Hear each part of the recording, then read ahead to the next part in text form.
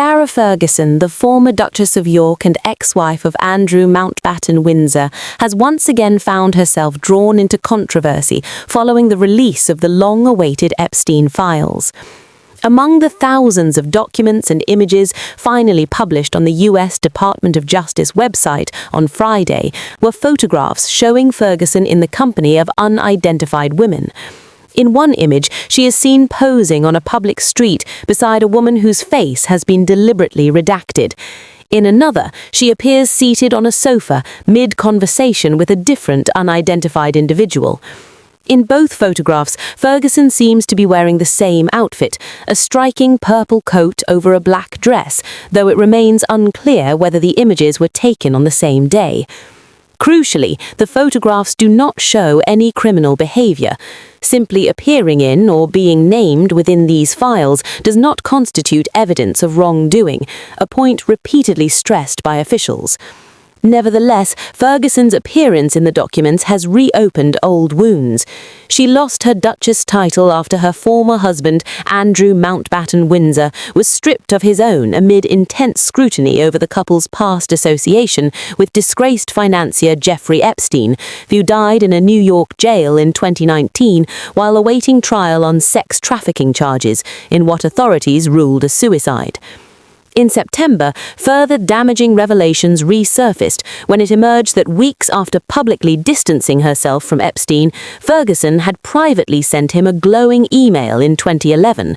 In the message, she described him as a steadfast, generous and supreme friend, and admitted that her public break from him was motivated by the need to protect her own reputation. She even offered a heartfelt apology to the convicted sex offender, explaining that she had been advised to speak out if she wanted to preserve her career as a children's author. That email was reportedly sent less than 2 months after Ferguson told journalists she would never have anything to do with Epstein again. The fallout was swift and severe. Ferguson was dropped by multiple charities, lost ambassador roles, and was ultimately forced to withdraw a planned children's book from sale. By the end of what insiders described as a miserable year, both she and Andrew had lost their royal titles, and now, with their names resurfacing in the Epstein files, the scrutiny has returned once more. The newly released trove also includes images and references involving a long list of other high-profile figures. Among them, Michael Jackson, Kevin Spacey, Bill Clinton, Diana Ross, Mick Jagger, and Richard Branson. As with Ferguson, inclusion in the documents does not imply criminal conduct. The release itself was chaotic.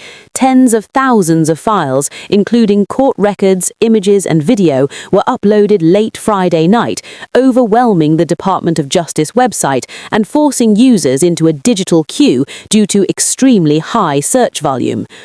Deputy Attorney General Todd Blanche had earlier warned that while hundreds of thousands of documents would be released before the deadline, more material would follow in the coming weeks to ensure the protection of Epstein's victims. The DOJ is legally required to publish all unclassified records by midnight under the Epstein Files Transparency Act, signed into law last month. The legislation was signed by Donald Trump, who had previously resisted disclosure and once dismissed the controversy as a Democrat hoax, despite having been socially acquainted with Epstein in the past. Meanwhile, the royal fallout continues closer to home. Sarah Ferguson and Andrew Mountbatten Windsor are preparing to leave Royal Lodge in Windsor, with reports suggesting they may relocate to Marsh Farm on King Charles's Sandringham estate. The property lies just 7 miles from the King's main country residence, and locals have reportedly been advised to remain discreet about the potential arrival of their controversial new neighbour.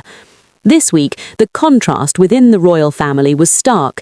Andrew was photographed riding his horse alone in driving rain around Windsor Park, while his daughters, Princesses Eugenie and Beatrice, attended the royal family's Christmas lunch at Buckingham Palace, hosted by King Charles. They were joined by the Prince and Princess of Wales and their children, along with other senior royals, a powerful visual reminder of how far Andrew and Ferguson have fallen from the heart of royal life.